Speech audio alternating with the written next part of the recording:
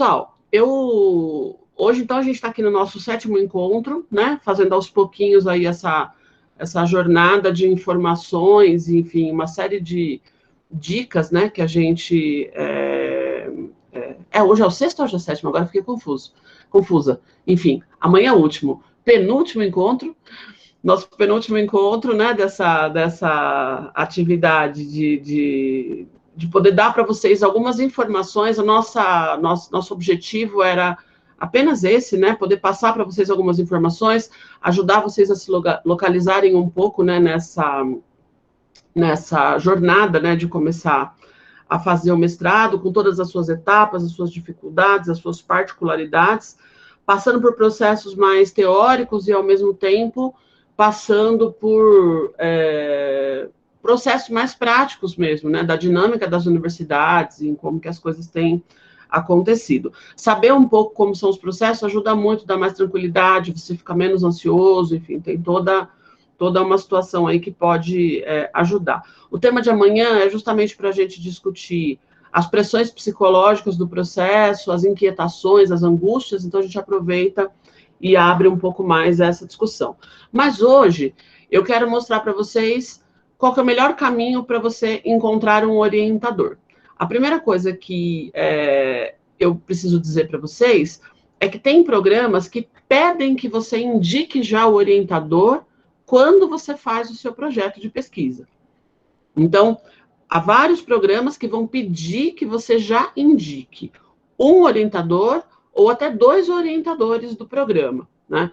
Gente, significa que essa pessoa vai ser o seu orientador ou a sua orientadora? Não, não significa. Mas o fato de você indicar 1 ou 2 nomes do programa facilita o processo, porque você identifica que aquela pessoa já está, de alguma maneira, ligada à sua pesquisa, e, no geral, se esse professor ou essa professora tiver vaga e se interessar por orientar o seu trabalho, é convidado para participar da entrevista que você vai fazer também. Nosso programa agora de filosofia, no dia 2 ou 1, não me lembro mais, a gente vai ter... as entrevistas, na verdade, começam um pouquinho antes, mas no dia 1º vão todos os alunos que me escolheram como possível orientadora. Eu ainda não sei se eles vão entrar ou não, mas eu vou acompanhar essa entrevista e, com isso, conhecer um pouco melhor do trabalho deles e, dessa forma, até, enfim, de alguma maneira, poder, se for o caso, conversar com a comissão de seleção, etc. e tal, tá? Pessoal, se mais alguns de vocês puderem abrir a câmera, eu agradeço. Pelo menos na minha visualização aqui, eu não estou vendo quase ninguém. Então, assim, eu vou mostrar para vocês, considerando esse caso, sabe? Quando você precisa indicar um orientador. Quando o programa não pede que vocês identifiquem um orientador no projeto de pesquisa, às vezes vale a pena você fazer esse processo que eu vou mostrar para vocês agora também, porque você pode entrar em contato com o orientador ou com a orientadora antes do processo começar. Isso tem muitas vantagens, gente. Muitas vezes, quando você não é de fora, né? Desculpa, quando você não é de dentro da universidade, outras pessoas que já conhecem esses professores. Então, assim, no geral, os processos, eles são muito legítimos, é feita toda uma avaliação muito cuidadosa, muito criteriosa. O fato de um aluno ou uma aluna já estudar naquela universidade não vai garantir que ela entre, né? Mas é diferente quando você pega um projeto e você fala, esse aqui, eu sei quem é esse aluno, eu sei quem é essa aluna, né? Então, eu acho que esse ponto, ele é importante justamente por conta disso, né? Essa possibilidade de você, de alguma maneira, ter alguma aproximação antes do processo começar. Então, de qualquer maneira, vale a pena essa investigação. Quem são esses professores, essas professoras que podem orientar você? Nos editais, gente, é muito comum aparecer, inclusive, se esses professores estão oferecendo vaga naquele ano. Então, isso é importante também. De repente, você está pensando que a Maria vai te orientar na Unicamp, quando chega naquele ano, ela não tem vaga, né? E essa definição de vaga, gente, ela é uma definição que é feita pelo interesse do professor, mas também pela quantidade de orientantes que ele já tem. Porque a CAPES, que vai dar nota para os programas, ela considera isso. Então, assim, não é adequado que um professor tenha lá 15 orientandos, não tem nenhum cabimento, ele já faz 1 milhão de outras coisas na universidade, e não vai conseguir orientar tanta gente assim.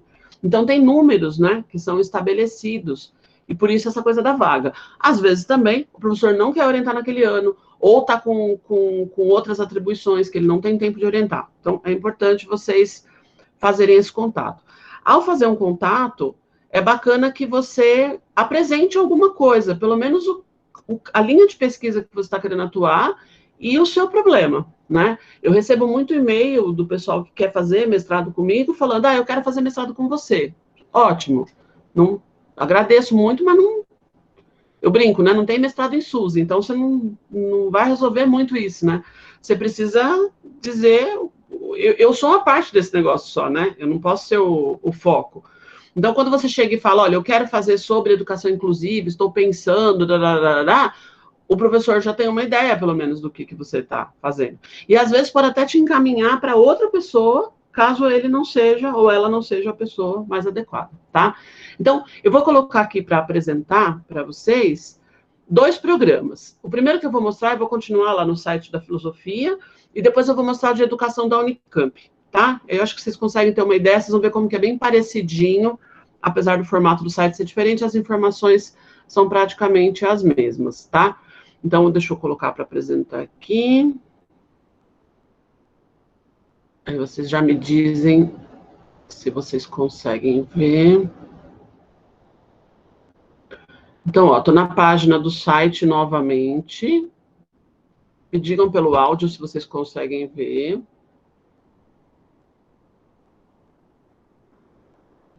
Apareceu? Apareceu. Sim, tá aparecendo. Ok, então vamos lá. Levantei para pegar o bilhete que a criança colocou embaixo da porta, que olha a situação de pais e mães, professores em tempos de pandemia, né, gente? Cada coisa maluca, né? Que a gente não consegue nem cuidar das crianças direito, mas vamos lá. Então tá, onde que eu vou aqui, gente? Nos docentes. Ó, olha o site do programa. O programa... deixa eu mostrar isso aqui para vocês logo, já de início, ó. Apresentação do programa. Logicamente que você vai entrar no programa, você vai ler tudo, né? Linhas de pesquisa. Então, eu entro aqui, e aqui eu sei que este programa orienta trabalhos em 2 linhas de pesquisa, ética e filosofia política, que é a que eu estou, inclusive, e teoria do conhecimento. Se você ler a descrição das linhas de pesquisa, você vai saber mais ou menos, se o teu interesse for numa área como essa, se o teu programa, se o seu projeto se insere ou não. Uma outra coisa que é muito comum nos sites, eu sei que a Dan já falou para vocês também, mas vale como reforço, é você ter, muitas vezes, indicação de grupos de estudo. Então, aqui tem alguns grupos de estudo que se desenvolvem na UFABC. Às vezes, se você tem um pouquinho de tempo antes, né, de começar... Todos em filosofia aqui, tá, gente? Especificamente filosofia. Então, se você tem algum interesse em entrar no programa de filosofia, você pode, de repente, se aproximar de um grupo desse, já começar a conhecer o professor, os colegas, e assim por diante. Então, é um caminho interessante. Agora, eu vou para o ponto que nos interessa aqui, que são docentes. Docentes credenciados. Todo site de programa tem isso, gente. Isso é uma coisa também que eu observei enquanto vocês estavam conversando lá pelo chat ontem, antes de ontem. Não é só no site do programa de ensino e matemática que você vai encontrar o contato dos docentes. É em qualquer site, até coloquei lá no chat, né? Em qualquer chat de programa do país, você tem que ter os nomes dos docentes que estão credenciados lá. Que não são necessariamente todos os professores da universidade, gente. Professores que estão no mestrado e doutorado têm que ter um X de publicação, ou ele não entra no programa. Então, nós temos um monte de professores na UFABC que não estão em programa de mestrado. Então, você precisa olhar especificamente quem está credenciado.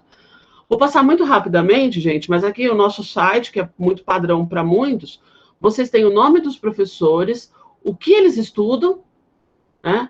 Os autores, os temas, etc. e tal. Por exemplo, o André estuda a relação entre filosofia e cinema.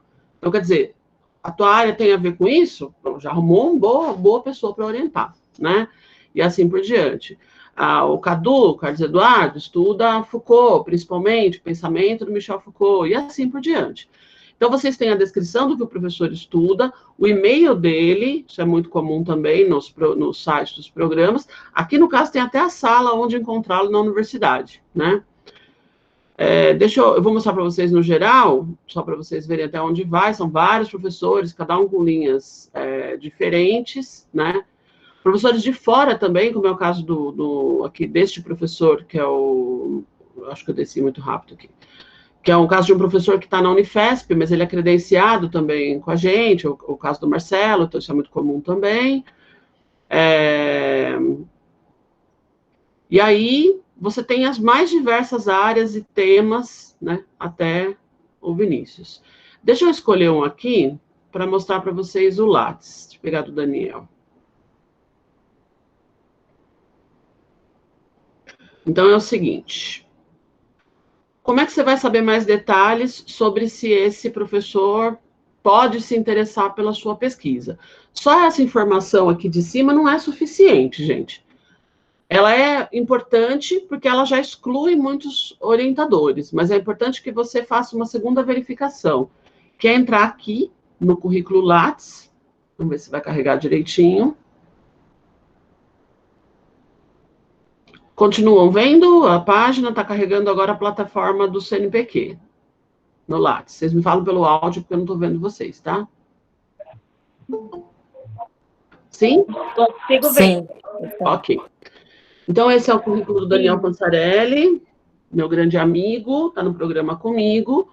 E aqui vocês vão, inclusive, esse currículo Lattes é o currículo que todos vocês devem ter também, certo? Preencher o currículo de vocês lá no Lattes. Já vou aproveitar hoje para dar umas dicas aqui, a gente tinha falado sobre isso numa outra aula, né? E aqui, nesses itens, você vai encontrar todas as informações sobre o professor, né? Quando eu estou procurando um orientador, gente, tem duas coisas que são bastante importantes. Você pode dar uma olhada aqui na formação dele, acadêmica e titulação, sobre o que ele fez a sua tese de doutorado ou o seu trabalho de mestrado, né? Então, aqui o Daniel, ele fez um trabalho sobre um filósofo latino-americano no doutorado e fez um trabalho sobre autoria do mundo, educação mediada do sujeito autônomo no mestrado. Você tendo esse título, se você colocar no Google ou no próprio site da universidade, você consegue acessar essa tese. E com isso você sabe um pouco como que foi a base da formação desse professor, quais são os autores, as linhas de pesquisa que ele estuda. Agora tem um lugar mais eficiente, que é você vir aqui em cima na produção. E aí você vem aqui, artigos completos publicados em periódico, tá? Quando você tem essa lista aqui, é tudo que o Daniel tem produzido nos últimos anos. No geral, a gente vai acumulando, esse Lattes vai ficando uma coisa assustadora, né? Porque a gente vai publicando ao longo de muito tempo, vai acrescentando aqui. E todos esses artigos aqui, eles também estão disponíveis na rede. Então, vocês podem dar uma olhada no que o professor que vocês estão interessados tem pesquisado, para ver se ele, de fato, vai se interessar pela sua pesquisa. E, gente, podem fazer o contrário também. Vocês podem começar a investigar um pouco o que as pessoas estão pesquisando, se você tiver na dúvida sobre o que pesquisar, e puxar o seu problema daí, partir de uma problemática que alguém já está investigando, né? Então, você vai buscar, por exemplo, pegar esse daqui, que é um artigo, inclusive, que a gente produziu junto, eu e ele. Eurocentrismo e racismo em torno da periculosidade das teorias. Se você abrir o site dessa revista aqui, ontem a Dan já falou para vocês, né? Olhar artigos e revistas qualificadas. Você abre lá o site da Problemata, tá aqui o nome, ó, direitinho, Problemata, Revista Internacional de Filosofia, é o terceiro artigo, não sei se vocês conseguem ver o meu mouse, mas é o terceiro artigo. Vocês vão encontrar exatamente esse texto, ou até pelo título, vocês encontram exatamente esse texto. Para que fazer isso, gente? Para saber com quem que você está lidando. Para saber quem é que é a pessoa, o que interessa para ela, tá? Aproveitando que a gente já está com o Lattes aberto, muitos de vocês falaram que estavam na dúvida onde colocar as coisas, né? Então, veja só, certificados. Se vocês observarem aqui na produção, a gente tem, se você publicou algum artigo, se tem algum artigo seu que foi aceito já para publicação, se você tem algum livro ou capítulo de livro, se você escreveu em algum jornal ou revista, Se você tem algum trabalho publicado naqueles cadernos de resumo dos congressos, muito comum quando a gente vai apresentar, ter lá um caderninho de resumo. Se você apresentou algum trabalho, aí tem outras coisas de outras áreas, né? Se você fez partitura, se você fez alguma tradução, se você escreveu algum prefácio. Se a coisa não se encaixar em nenhum desses aqui, você tem o item outras produções bibliográficas. E aqui do lado tem toda uma série de outras coisas, inclusive muitos que servem para professor. Assessoria, consultoria, programa de computador, produtos tecnológicos, de repente você desenvolveu alguma coisa para facilitar a aprendizagem para os seus alunos, processos técnicos, trabalhos técnicos, carta, porque esse Lattes ele é para qualquer área, né? Se você ministrou algum curso de curta duração, desenvolveu algum material didático. Então, basta vocês darem uma olhadinha aqui que vocês vão saber exatamente onde vocês devem colocar as coisas. Todo esse item aqui são coisas que você produziu. Você mesmo foi o autor. Ok. E esse monte de cursos que a gente faz como participante, como ouvinte, como cursista. Esse mesmo que vocês estão fazendo aqui com a gente. Vem aqui, ó, na formação complementar. Então, tudo que está aqui na formação complementar não foram coisas que foram oferecidas pelo Daniel como conferencista ou como professor. Ele esteve lá como aluno. Ele esteve lá como vocês estão aqui, na condição de aluno. Vai tudo aqui na formação complementar. Vocês entram no Lattes, vocês vão encontrar o lugar para preencher. Gente, o currículo de quem está na universidade, já trabalhando numa universidade pública, esse item é o que a gente menos preenche. Porque para nós, quando você já está no ensino superior, trabalhando numa universidade pública, você participar das atividades como ouvinte ou como aluno conta muito pouco na nossa carreira nessa altura do campeonato.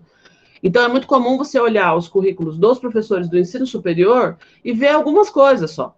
O Daniel colocou lá algumas coisas que ele fez fora do país e tal. Mas, no geral, primeiro que a gente não dá nem conta, gente, de ficar inserindo tudo que você faz ali no Lattes, porque dá uma trabalheira danada, né? Mas os professores, normalmente, que vocês vão consultar, qual é o forte do currículo deles? São justamente as publicações. É aquilo que ele faz como autoria dele, né? Se você olhar o Lattes desses professores, você vai saber se há uma chance ou não há uma chance dele te orientar. Então, essa aproximação é super importante. E você pode precisar disso para indicar alguém. Então, é bom saber, né, esse processo. Eu vou colocar um outro agora para vocês, que é o site da Unicamp. Vocês conseguem ver? Faculdade de Educação da Unicamp. Sim? Ok. Depois vocês entrem no site, gente, virem, revirem. Sugiro que vocês façam isso com todos os programas ligados à educação ou à área que vocês estão querendo de maneira mais específica. Nas universidades que vocês têm condições de estudar, né? Lembrando que você vai ter que fazer disciplinas lá durante um período de tempo, no geral é o primeiro ano, e que você vai ter que ir nas reuniões com o seu orientador lá. Ou seja, no período de 2 anos, não é como uma faculdade, que você tem que estar lá todo dia, né? No geral, 2 vezes por semana no primeiro ano, no máximo 3, mas no geral 2 vezes por semana é o suficiente, porque a quantidade de créditos que os programas cobram são distintos, mas no segundo ano você vai ter vários momentos que você tem que estar lá. Ou seja, estou colocando a Unicamp aqui para estimulá-los, né? É uma das maiores universidades do país, mas você precisa ter condições, né, de tirar um dia para ir para lá, ou 2, enfim. Então, aqui o programa está organizado, o site está organizado de uma outra forma, quero chamar a atenção para vocês, logo aqui em cima, eles têm mestrado e doutorado em educação, mas também mestrado profissional em educação escolar, então veja, né, tem os dois mestrados, e aqui você tem a estrutura, as linhas de pesquisa e o corpo docente. Então, se vocês observarem aqui embaixo, veja lá, a linha trabalha educação. Quais são os professores que atuam nessa linha? Aqui vocês têm a descrição da linha, né? E em cada professor, você vai saber mais especificamente o que que você pode encontrar, que é que esses professores estão pesquisando. Então, por exemplo, você está querendo investigar sobre trabalho docente na pandemia? Está uma boa linha aí, certo? Você está querendo investigar sobre relações raciais, étnico-raciais, na perspectiva da educação? É uma linha que dá conta disso, já está descrito aqui, né? Depois vocês dão uma olhada com calma. Educação em ciências sociais, educação em história cultural, educação história cultural, educação em ciências matemáticas e tecnologias, Estado, políticas públicas e educação, filosofia e história da educação, formação de professores, currículo, trabalho docente e avaliação, linguagem, arte e educação. Veja quantas possibilidades. Psicologia e educação. Aqui vocês também vão encontrar os grupos de pesquisa. No geral, não são todos, gente, mas parte dos grupos, pelo menos, a possibilidade de você se aproximar desses grupos. E aqui, um ponto que não tem no nosso site, pelo menos não tinha até a última vez que eu vi, mas que eu acho que pode ser muito útil para vocês, que é o seguinte: dissertações e teses defendidas. Lembra que eu falei numa das aulas? Alguém perguntou, né, onde eu acho uma tese e tal? Ok, toda universidade tem uma página, vamos ver se carrega aqui, uma página que é um repositório, no geral está ligado à biblioteca, e você vai ter a lista das teses que foram defendidas. É muito útil para vocês, não vai carregar, mas é a minha internet, gente, tá tentando carregar ainda, depois vocês acessam em casa. Quando não tem especificamente o link direcionado no site, vocês podem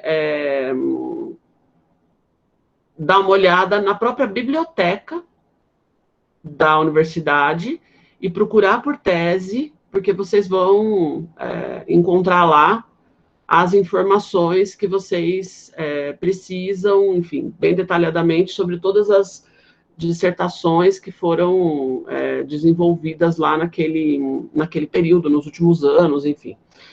Então, esse ponto ele é bastante importante, porque olhar um projeto, uma tese desenvolvida, gente, é você ver um trabalho realizado. E não dá para pegar tese e dissertação de mestrado em qualquer lugar, gente. Tem que olhar, é a mesma dica que eu dei para vocês em relação à tradução. Não adianta você pegar qualquer tese ou dissertação que você encontra no Google.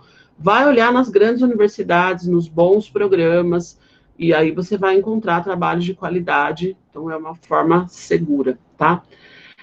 Eu vou terminar a exposição aqui, aí daqui a pouquinho a gente já abre, eu já leio as perguntas de vocês, tá? Então, eu acho que assim, gente, esses dois sites que eu mostrei para vocês ajudam vocês a perceberem que você vai encontrar quais são os professores que estão vinculados ao programa e às linhas de pesquisa, para que você possa fazer um contato, ou pelo menos para que você possa saber quem você deve indicar, para você indicar pessoas que de fato têm alguma familiaridade. E mais, né, gente? Você viu, o pessoal faz muito isso na UFABC. Você vê, por exemplo, eu pesquiso, por exemplo, as interfaces da filosofia com a psicanálise. Então, muita gente vem me procurar para fazer mestrado ligado à psicanálise. A pessoa está por aí pesquisando coisas, de repente vê que vai ter uma palestra minha, é muito comum as pessoas irem lá assistir. E aí chega lá e fala, professor, estou chegando, entendeu? Estou querendo fazer mestrado. Então, esse processo da política da boa vizinhança ajuda, gente. Ajuda, e quanto mais você puder conversar com esse orientadora, melhor, porque, no geral, os professores ajudam no processo, até você a formatar o projeto, né? A chegar numa versão final do projeto. Isso não significa que você necessariamente vai ser aprovado, esse professor pode não estar na comissão de seleção, mas pelo menos você vai ter uma possibilidade melhor de concorrer. Gente, agora quanto à bolsa, eu vou só compartilhar aqui uma tela com vocês, e depois eu vou tirar aqui o compartilhamento para poder olhar vocês todos, e aí eu já explico melhor. Eu coloquei aqui para vocês um site do governo federal, ligado ao MEC, né? Só para vocês verem que, vez ou outra, aparecem esses editais de bolsas específicas para professores da rede pública de ensino, se eles fizerem mestrados profissionais. Esses editais, eles vão saindo, eles não são permanentes, né? Então, o próprio programa pode te dar informação se tem algum, se não tem. Eu quero mostrar um para vocês que é desse ano, também, gente, como exemplo, né? Ainda mais do jeito que as coisas estão, não há garantia nenhuma, né, de que esses programas continuem ou não continuem, mas ele é desse ano, ó, de fevereiro de 2020, foi modificada aqui a informação, então ele está relativamente atualizado. O que significa isso? Significa que você pode concorrer a bolsas a partir de um programa mais geral, se o programa que você for participar estiver credenciado nesse edital. Quer ver? Deixa eu ver se eu encontro aqui. É específico para professor da rede pública de ensino. Deixa eu ver, porque eu tinha aberto o lugar onde tinha os mestrados. Ah, tá aqui, ó. Então, veja, não são todos os programas de mestrado que estarão ligados ao edital. E isso muda de ano para ano, né? Mas aqui tem indicação de vários programas que estariam ligados a esse edital de bolsa. Então, quer dizer, tem vários, ó, tem química, tem filosofia, tem ciências sociais, e como esses mestrados, eles costumam ser em rede, ou seja, tem uma sede numa determinada universidade, mas você pode estar em outra universidade para fazer, é como se tivessem filiais, né, do programa principal, abre muita possibilidade. Então, eu convido vocês a darem uma olhadinha depois, eu vou colocar o link aqui no chat. Depois vocês olhem com calma, que acho que agora nem adianta tanto, mas eu vou explicar para vocês direitinho como é que funciona aí o processo. Ó, o chat está aqui, para vocês darem uma olhadinha, sabendo que esse é o edital de agora, e tem outras possibilidades. Gente, como que é normalmente que acontece a atribuição de bolsas? Primeira coisa importante é vocês saberem que a bolsa de mestrado tem um valor hoje de R$ 1.500. Esse é o valor, né? Nossas agências de fomento não conhecem muita noção de inflação, talvez a gente pudesse fazer um trabalho de pesquisa para definir o que é a inflação, dizer que ela existe, né? Então, temos muitas bolsas que vêm das agências que estão bastante defasadas, né? A de iniciação científica, as que estão ligadas diretamente aos programas de formação do professor, como formação inicial de professor, como é o caso do PIB, de residência pedagógica, de mestrado também, R$ 1.500. Como é que funciona esse processo, gente? Pelo menos até agora, neste momento, né? A CAPES, que é um dos órgãos, né, enfim, mais importantes de fomento no país e que direciona esses recursos para a formação em pós-graduação, ela destina bolsas para o programa. Então, cada programa tem X bolsas CAPES, né? Quanto maior a nota do programa, mais bolsas esse programa tem, né? Então, a nota vai até 7. Programas que têm nota 7, programas que têm nota 6, costumam ter muitas bolsas, né? Quem vai ter acesso a essas bolsas, gente? Quem, no geral, fica selecionado entre os primeiros lugares. Não são todos que pedem bolsa, né? Até porque muitas vezes o orientador vai fazer uma exigência que você, por exemplo, não esteja trabalhando X horas por semana para fazer jus à bolsa. A CAPES também tem algumas restrições, mas é possível você conseguir conciliar algum trabalho com isso, né? Eu já tive vários casos de alunos assim, mas não trabalhando o tempo todo. A ideia da bolsa é que você vai receber uma remuneração para que você possa abrir mão do seu trabalho, em alguns casos, ou pelo menos de parte do seu trabalho. Pelo menos essa é a ideia. Então, a CAPES, ela direciona as bolsas para os programas, e aí os programas fazem seleções específicas para destinar essas bolsas. Vou falar para vocês como acontece no programa de filosofia. Os primeiros colocados são aqueles que vão ser agraciados com a bolsa. E aí, ela tem duração de 2 anos. É 1 ano, prorrogável por mais 1, né? No geral, fica-se com 2. Agora, gente, na UFABC, e isso é uma prática em outras universidades também, mas a UFABC tem isso como uma prática corrente, a própria universidade também destina uma quantidade de bolsas para os programas. Então, no geral, você tem o recurso da agência de fomento e tem recurso da própria universidade, é o mesmo valor. que aí aumenta um pouco a quantidade de bolsas do programa. Então, você vai ter lá, 10 bolsas, vou dar um exemplo geral, em que 5 bolsas são da CAPES e 5 bolsas são, por exemplo, da própria universidade. Não é toda universidade que consegue fazer isso, porque os cortes que o governo tem feito nas universidades têm sido cada vez maiores, então, não tendo recurso, esse valor não é repassado. Então, você se preparar para entrar no processo seletivo e ainda se preparar para ficar bem colocado no processo seletivo, é uma oportunidade de você receber essa bolsa. E se você não tiver a carga completa, ou se você puder renunciar durante um tempo ao seu trabalho, ou se você tiver o interesse de pedir um afastamento, porque você consegue se manter, etc. e tal, é muito bom e é um privilégio a gente poder parar um tempo para poder fazer o programa, né? Infelizmente, com esse valor, né? Não necessariamente isso é possível. Por isso que eu falei que falta a incorporação da noção da inflação, né? Se a inflação tivesse aplicada nos últimos anos, essa bolsa certamente estaria muito maior. Qual que é a outra possibilidade, gente? Existe uma agência de fomento em cada estado, no nosso caso aqui em São Paulo, é a FAPESP, em que você e o seu orientador podem pedir bolsa diretamente para a FAPESP. Então, a CAPES dá bolsa para os programas, o programa repassa para os alunos. A universidade, quando tem recursos, destina para o programa, essa bolsa é repassada para os alunos. A FAPESP, não. A FAPESP você pede com o seu orientador, é uma bolsa que ela é dada para os dois, eu diria, porque o orientador também tem que cumprir vários requisitos para poder pedir bolsa. E aí, se você for classificado para receber essa bolsa, ela é maior, o valor dela está maior, não me lembro quanto que é agora, mas o valor é maior, acho que é 1.700, 1.750, ou talvez até seja um pouquinho mais. E você vai receber essa bolsa diretamente da agência de fomento, né? No geral, quando a gente vai solicitar uma bolsa para a FAPESP, a gente tem que readequar o nosso projeto de pesquisa. Então, o projeto tem que seguir uma série de elementos muito específicos que o seu orientador vai te ajudar a preparar para pedir. A bolsa da FAPESP, no geral, é solicitada depois que você já ingressou, a menos que você tenha um orientador que vá te ajudar já antes de você ingressar no mestrado a preparar esse projeto.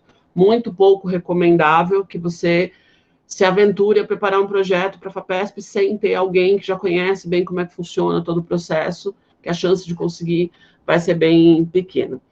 Então, é isso, gente. A gente ainda tem muitas bolsas distribuídas para os programas, há possibilidades, né? Conforme, se o aluno consegue bolsa FAPESP e ele tinha uma bolsa da CAPES, essa bolsa volta para o grupo. Então, no geral, tem programas que conseguem, num edital, atender a 10, 20 alunos com bolsa. Tudo depende do programa, da quantidade de bolsas, de quanto tempo esse programa existe, né? Tem tudo isso, interfere nesse processo. E tem esses específicos da rede pública, sempre teve, ligado ao mestrado profissional. Esse ano eu sei que teve umas dificuldades muito grandes, teve muito corte, mas aí é uma coisa que vocês podem perguntar especificamente, se forem fazer um mestrado profissional, no próprio programa, se tem bolsa específica para o professor da rede pública e como é que funciona o processo, né? Então, em via de regra, essa parte de bolsa é mais para vocês saberem que vocês não precisam fazer nada em relação a isso. Ou seja, basta você ficar bem qualificado no processo seletivo, que o processo acontece meio que sozinho. E aí você vai indicar lá se você precisa ou não de bolsa, e isso é um processo que é feito dentro da própria universidade. Gente, eu vou parar para que a gente possa conversar um pouco, os que estão aqui, deixa eu só parar de gravar.